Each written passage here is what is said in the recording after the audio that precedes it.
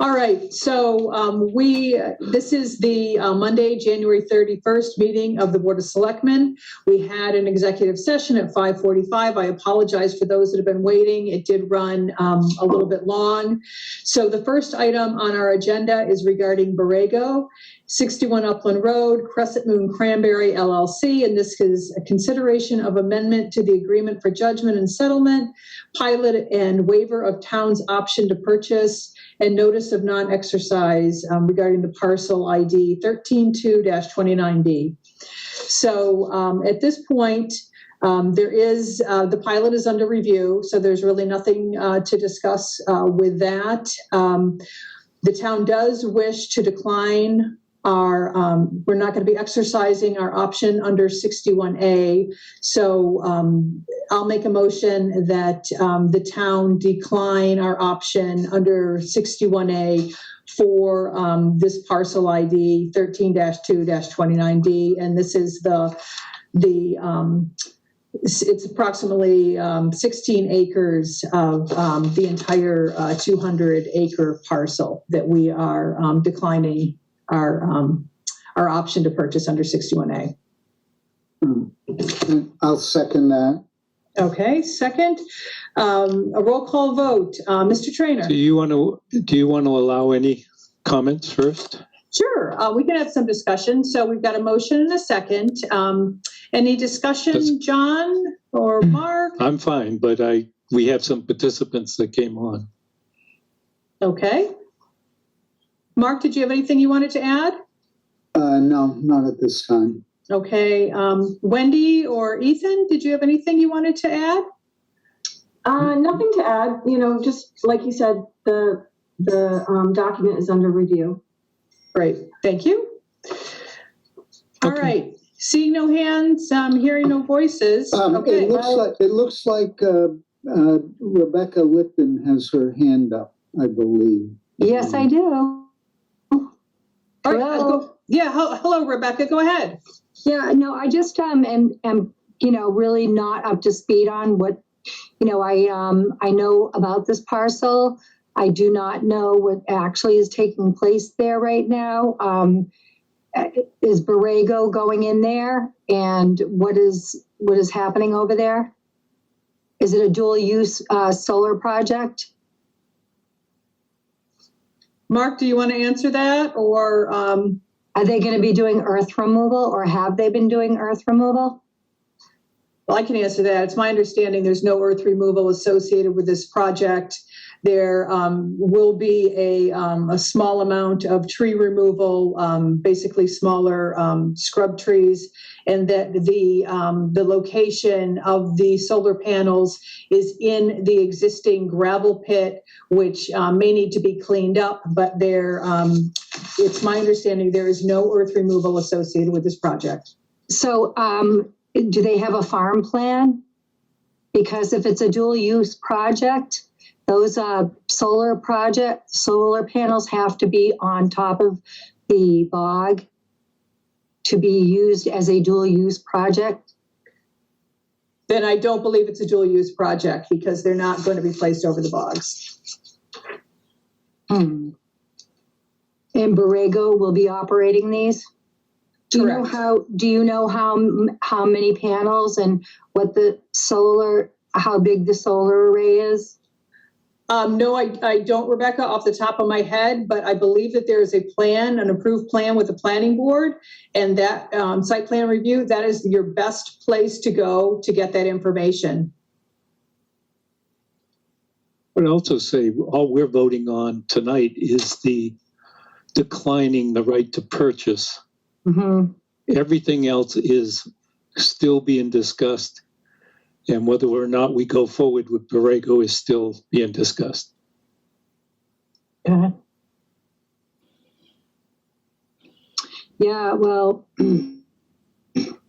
I definitely want to look at that plan so I can pick that up somehow.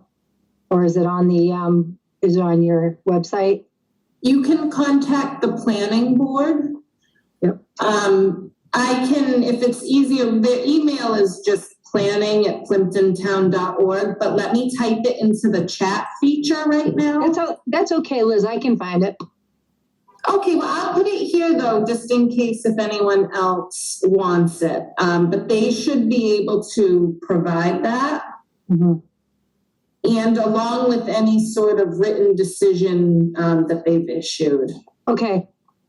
I mean, full disclosure, we're heavily involved in the massive amounts of earth removal projects happening in Carver, and the finances that go along with it, and earth removal projects that are out of control and destroying the pine barrens, and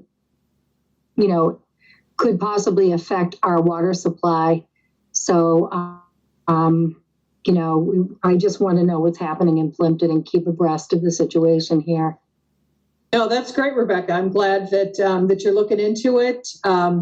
This is just a vote that we're not, because as part of this process, they have to offer the land of the town, this small amount of acreage for the project, and the town's not Right. interested in purchasing this small parcel. So, Right. Get so it. that's all the only action we're taking right now. Okay. No, I understand. Great, perfect.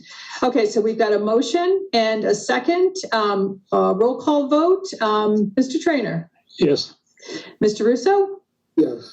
Mrs. Joy, yes. Awesome. All right, very good. The Area 58 discussion has been postponed. Rich wasn't able to make it tonight, so we'll be taking that up at a future meeting. I think it's our next meeting in February. And then the next item on our agenda is discussion of name change from Board of Selectmen to Select Board. And John, this one was yours, so do you want to take the lead? Yes. I think most of the towns seem to be heading in a direction that says they're trying to become gender neutral. I sent you a list of 26 towns that are currently going forward with going through the House bills at the state level. I've noticed that the Massachusetts Municipal Association now only refers to boards as select boards. None of their documents coming out show it any other way. And I think it's just a sign of the times and something that we should be cognizant of. And I think we should move that way too.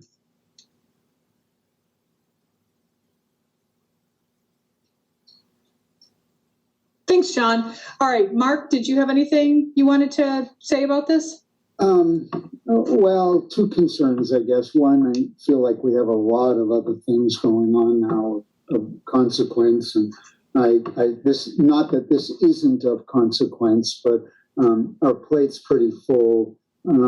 Honestly, not to be too much of a traditionalist, I think the name has worked back to 1706, and I kind of like that old name and that tradition. We're full of older namings, the fence walkers, the constables, and I don't feel particularly inclined right now to feel the need to make a change. I feel the same.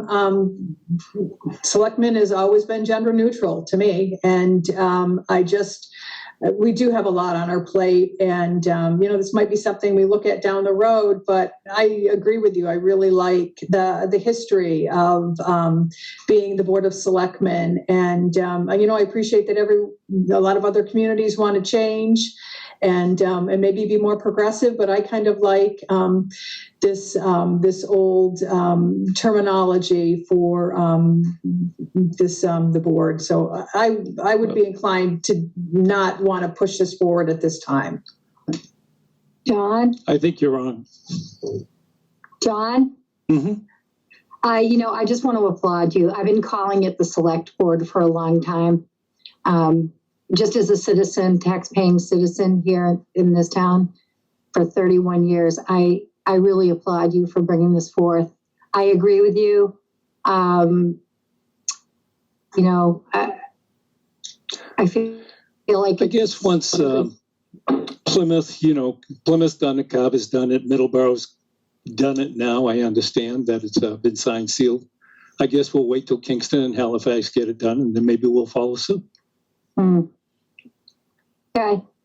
All right, thank you, John. All right, so moving on, I don't think we're going to take any action. John, do you want to vote on that, or do you just want to hold off and just put it on an agenda, maybe after town meeting? Well, the whole idea was to have an article go to town meeting because that's how it's approved. Okay. So if you don't want an article, we'll just leave it at that. Okay, I'm not ready for an article this year on this. All right, and I don't think Mark was either. So next item is acceptance of election calendar and ballot for the 2022 annual town election. And I believe this was provided to us by Tricia, and she just needed us to vote to accept the calendar so that she could start giving out all the papers and associated documents with the annual town election. So I'll make a motion that we accept the election calendar and ballot for the 2022 annual town election. Do we have a second? Okay, second. Roll call vote. Mr. Trainer? Yes. Mr. Russo? Yes. All right, Mrs. Joy, yes. All right, next item is warrants paid. Liz, did you want to do that, or Bree? Is Bree on the call? Bree was not available this evening, so I have the info. Warrants paid was $6,578.33. And that covered invoices for ADT for the alarm system at the townhouse, some work we were doing on that. Budget drains, doing some work between us and the fire department, and also UEC for their sampling work at the old townhouse. Great. Thank you very much, Liz. Okay, next item is appointments. Mary Neckes to Board of Registrars, and this would be effective April 1st, 2022 to March 31st, 2025. So I'll make a motion that we appoint Mary Neckes to the Board of Registrars, April 1st, 2022 to March 31st, 2025. Do we have a second? Okay, second. Roll call vote. Mr. Trainer? Yes.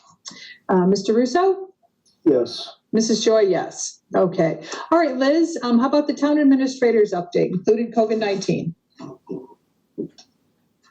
So we applied for district local technical assistance from Old Colony Planning Council. And this would be seeking their services to help us prepare an update for our housing production plan. And we're trying to do kind of a dual part application to them that would also have them assist us with looking at some of the state mandated zoning changes because we are classified as an MBTA community. So the application would kind of serve two different purposes in that regard. So I hope that we're successful with that. We're waiting to hear on our Green Communities application that was submitted quite some time ago for some of the appliances at Dennett Elementary. I've started the process of working with the Wage and Personnel Board on their bylaw rewrite project. They just sent me some of their suggested edits, so we're kind of going through that section by section. It's a very large project and they're, I think, well suited to get it done. So a lot of great talent on that particular committee. We're busy with the budget season now underway. Finance Committee has started their meeting process, and I'm attending all of those meetings. COVID, the number of cases are down. We're still working on kind of perfecting how we get the data. Before it was a little bit more in real time, day by day. It doesn't seem like it's quite that anymore. And then of course the data that's getting reported does not include like all the at-home tests that people are taking. And then otherwise, I just wanted to say what a wonderful job our highway department did with the snowstorm And also, our fire and police departments did a great job communicating with each other and with the people from town. I was kept in the loop on everything. We had a really good communication system overall. And we also had the volunteer work of Nancy Erickson. I think she's going to see if they want to maybe reinvigorate the CERT program again for like emergency response volunteers. And she was making like well-being check phone calls to seniors in town who signed up for that service. So great job by all. I agree. Any correspondence, Liz? No.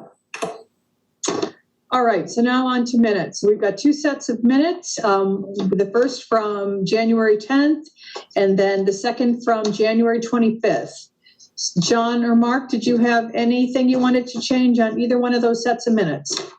I did. If I'm not mistaken, on the January 10th, the updates and discussion, there was note that a motion was made concerning the appraiser. There doesn't seem to be a note of a second and a roll call vote. So I'll check with Bree tomorrow and let her know that needs to be added. Otherwise, I think the minutes are great, and the minutes for January 25th are also good, as far as I'm concerned.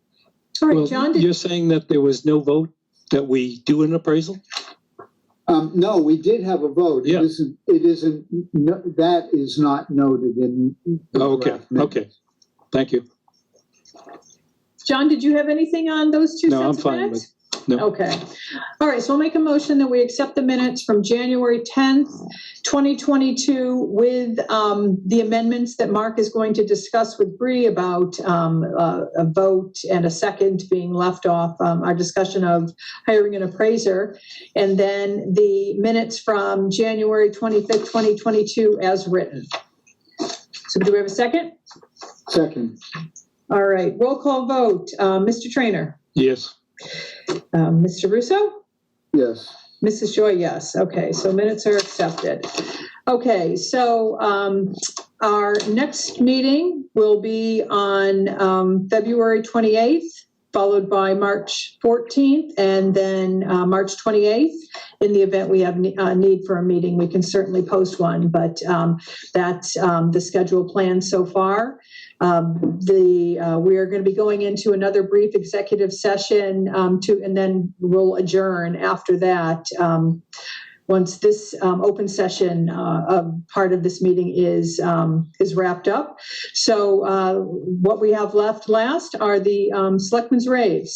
So John or Mark, did you want to go first? Just a question. What's the next meeting? Right. We're scheduled for February 28th. That's the next meeting that is posted or scheduled so far. We've got Rich Goulart scheduled to meet with us at that meeting. But John, Seems like a fair piece out.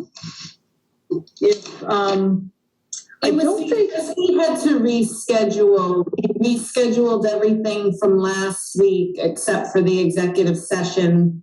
And then we had a conflict, I believe, Right. on the 7th. I'm just saying it's 4 weeks out. Right, yeah, because we had combined some of the agenda items from both January 24th, and then there was a conflict February 7th, and then we also took the items from the 14th. Well, we've got articles and budget going on. Just seems like March is going to be a busy month for that. I wouldn't be surprised if you need to add an extra one in March and in April, possibly. Well, John, if something comes up that requires our attention, we can certainly schedule a meeting, mid-month. That's, not a problem. okay. And okay, so our next meeting will be on the 28th then. So Mark or John, did you want to go first with the raves? I'll give a rave for, I thought Eversource did the work they've done showed up. First time I've ever gone through a storm of any size and not lose power. Yeah. So I think it's kudos to them. And I agree with Liz on the highway. I think they did a good job. I would echo that. I think what I'd add is the conversations on Plympton, helping Plympton over the weekend, and people appreciating the town, appreciating being here were pretty heartwarming and different than the flavor sometimes of the conversation. And it was just nice to feel really proud of the town and to feel that it's special because it is. Yeah, I would echo what both of you said, that, that we never lost power, which was wonderful because it did get so darn cold. And then police, fire, and highway did an amazing job and great job communicating through Facebook and Plympton Helping Plympton, so people knew about the warming shelter, but luckily we didn't need it. So that worked out great. That everyone was able to stay home and stay warm in their homes. So that being said, I'll make a motion to adjourn executive session. We're going to be going into executive session. So motion to go into executive session for the purpose of number 2, and that is to conduct strategy sessions and preparations for negotiations with our acting chief of police. And so that's the motion. And upon completion of executive session, we will adjourn. So we'll be done for the night. So we've got a motion. If people aren't active on the call, or if they are, we'll have to ask them to exit the call now, since you're finished with open session. Okay, thanks, Liz. Okay, so we have a motion. Do we have a second? Second. All right, roll call vote. Mr. Russo? Yes.